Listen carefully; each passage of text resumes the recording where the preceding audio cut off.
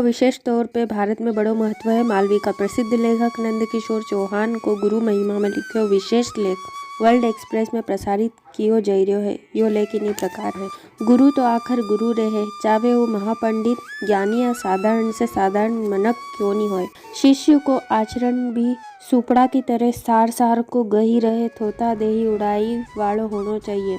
बुद्धिमान मनक हीरा के कीचड़ में से भी उठैले है। मतलब छोटा बड़ा अमीर गरीब कने कोई काम की बात या सलाह हो तो जरूर अपने लेना चाहिए। आज की तरह पुरानी बखत में टीवी मोबाइल ने मनोरंजन का आधुनिक साधन तो था नहीं। गांव गोठड़ा ने शहर में वीर अभिमन्यु, भयंकर भूल, रुक्मणी हरण, मात जैसा नाटक ने जादू का खेल मनोरंजन का साधन हुआ करता था। स्थानीय नाटक का कलाकार कम भणिया लिखा, दिन भर का थाक्या भाग्या ने सरल स्वभावी रहता। फिर भी पात्र की सफलता और सुविधा खातर पर्दा का पाचे से संचालक गुरु का निर्देश पे संवाद बोलते उना संवाद के कलाकार मंच पे दोहराते। नाटक में कलाकार की गुरु से ज़्यादा जय जयकार होती और देखो जावे तो सच्चा गुरु के एक से ज़्यादा कहीं नहीं चाहिए। एक बखत छत्रपति शिवाजी महाराज के कारणवश भेष बदली के एक गरीब डोकरी का घरे रात बितानी पड़ी। शिवाजी से अपरिचित उनके साधारण मनक समझी के गरीब साधनहीन डोकरी ने शिवाजी की सेवा में गर्मा गर्म खिचड़ी परोसी दी। जल्दबाजी में शिवाजी गरम गरम खिचड़ी बीच में से खाने लग गया। खिचड़ी बहुत गर्म होने से शिवाजी के खाने में असुविधा हुई रही थी। देखी ने उम्र दराज ने अनुभवी डोकरी बोली, बेटा खिचड़ी बीच में से नहीं किनारा किनारा से ठंडी करी के एक एक कोर लेने खानी चाहिए। गरम खिचड़ी खाने से मुंडो बढ़ने की पूरी संभावना रहे। कहवे है कि समझदार के इशारों काफी। चतुर स्वभावी ने पारखी शिवाजी के डोकरी को यो गुरु मंत्र समझ में आई गयो। इससे शिक्षा लेने शिवाजी ने दुश्मन के एक एक करीने हराया। हिमालय की गुफा में एक संत तपस्या में लीन रहता था। 2-4 चेला चपाटी भी आश्रम पे आता जाता था। एक दिन एक चेला ने संत महाराज से पूछो, तुम इतना ज्ञानी हो तो तुम्हारा गुरु कितना ज्ञानी होगा। संत हंसते बोलिया, बच्चा तने सही बात पूछी।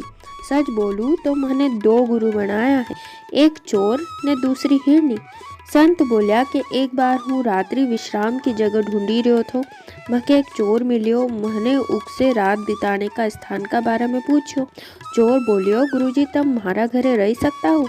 महाराज एक बात कहे कि हूँ एक चोर हूँ। संत बोलिया, संत के इससे कोई फर्क नहीं पड़े। मैंने देखो कि भले ही चोर चोरी करने में सफल या असफल होए, 2 स्थिति में चोर खुश ने बेफिक्र हुई ने खातो पीतो और आराम पूर्वक रहे। चोर से मैंने यह शिक्षा ली कि सुख दुख दोई में खुशी दुखी ने निराश नहीं होने चाहिए।